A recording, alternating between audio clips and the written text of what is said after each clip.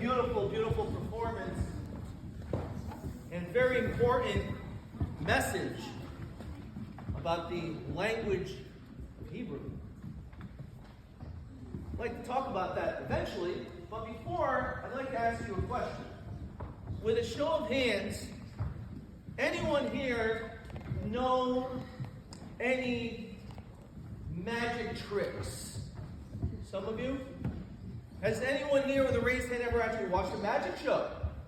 Okay, most of us, right?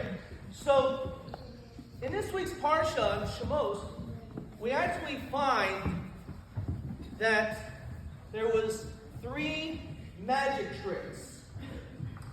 And perhaps you know what they were. Moshe was speaking to God, to Hashem, and Moshe said, I know you want me to go to Egypt, to go to Mitzrayim, and to tell all the Jewish people it's time to go, to leave, you won't be slaves anymore. But they're not going to listen to me. They don't trust me. They don't really have much faith. And on this, Hashem said, almost like a magician, I'm going to teach you 3 magic tricks. I'm going to see if you guys, with a raised hand, know any of these tricks. The first, you have a stick, a staff, and I want you to put it on the ground. And magically, something is going to happen to that stick. Does anyone know what that turns into? Yes? That is correct. You know that magic trick. Excellent. And then he said, I'm going to tell you a second trick. Take your hand and put it into your pocket. And then when you take it out, your hand will actually change to a different color, much like snow. Does anyone know what color his hand turned into? You're on the right track. Tannish, but okay, so not everyone knows. This is a harder magic trick. Not everyone knows. Go ahead. White is correct. Right. His hand turned completely white, and then he put his hand back in his pocket again, and then it returned to the way it looked. And then the third trick, he said, I want you to take some water from the Nile River, and something is going to happen. It's going to turn into a different liquid. Does anyone know what that is? Exactly. Turn into blood. Those are 3 magic tricks that Moshe was taught. Today I'd like to talk about the second one. Why his hand turned white like snow.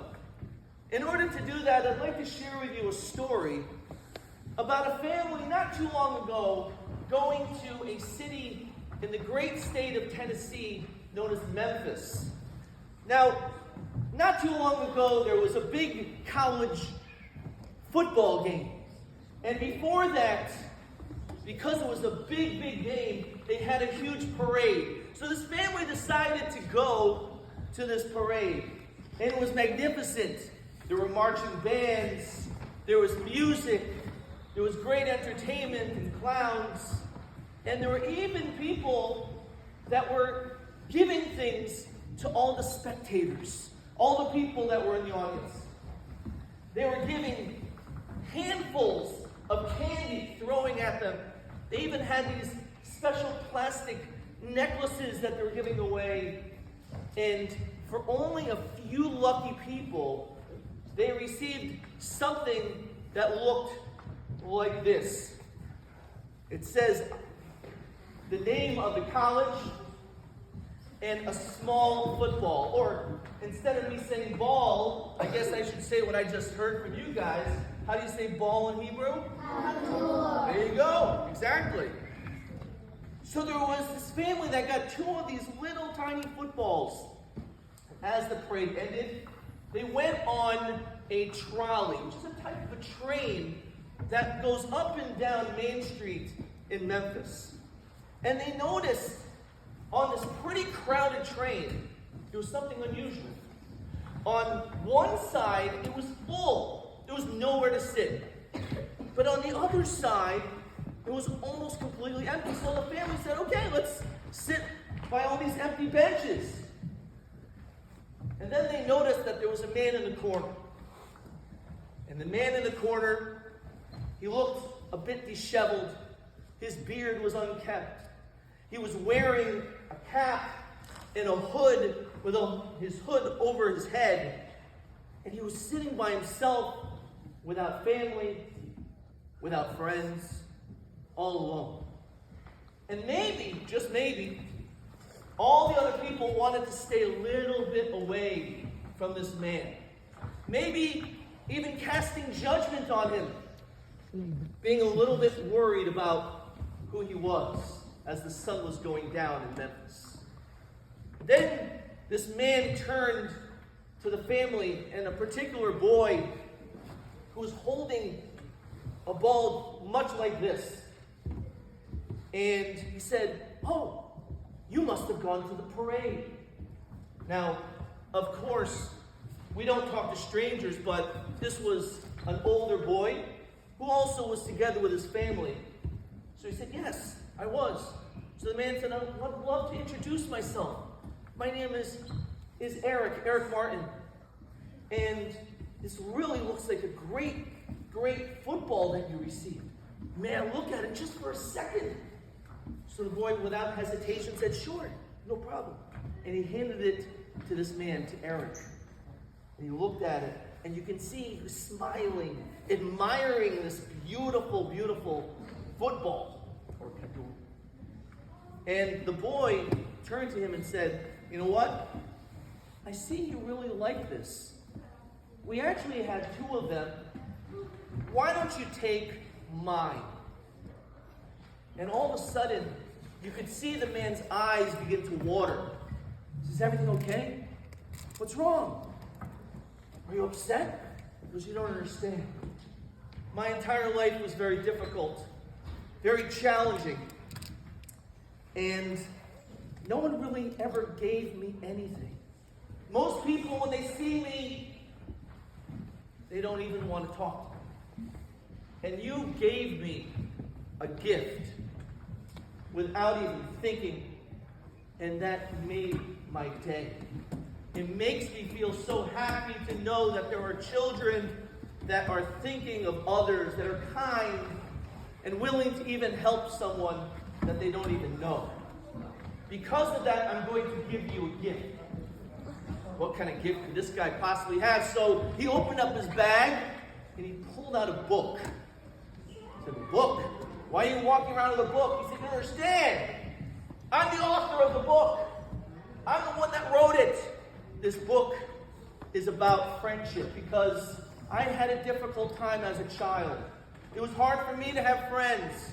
And therefore I decided to dedicate my life to go to schools and to talk to children about how important it is to be nice to one another and how to make friends.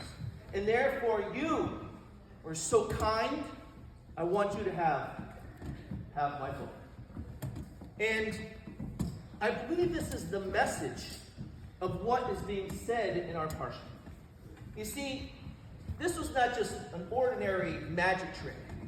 Because when Moshe's hand turned white, it's explained that it actually was a lesson, a message to him. Because in those days, when a person's hand would turn white, it actually was some type of a reminder. And it was called in Hebrew, saras. Because a person speaks not nicely about another person, this was a reminder that they should change the way that they're speaking by having their hand change to a different color. And because of that, Hashem is saying, "Moshe, why are you so quick to judge the Jewish people? Why are you so quick to look at them and think that they don't deserve to be freed? You need to look a little bit more. You need to get to know them a little bit more. And then you'll realize that they do have great redeeming qualities. We were just listening to the importance of the Hebrew language. It's interesting to note that one of the reasons why the Jewish people were actually freed from Egypt, it said, is because they did not change their language. They continued to speak in the Mamalashon, in the language of their families. And therefore, it's coming to tell us an important message. How important it is what we say. And the words that come out of our mouth are so meaningful. So I'd like for you to take from me these two messages of our Parsha and of the story. First of all, look at this thing. It's not so significant. This family, this boy didn't even pay for it. It was something which he got at a parade. But it made all the difference in Eric Martin's day and maybe even in his life. And that's something which we need to remember as well. That we have the opportunity every moment to make someone feel good with the way that we speak. Simple, good morning, hello, how are you? Seems so small and insignificant, like this ball, like this kador, but the truth is, it could make that person's day. So my first message to you is that no matter where you are, always think about the other person and realize the difference that you can make. The second message, not to judge a person so quickly.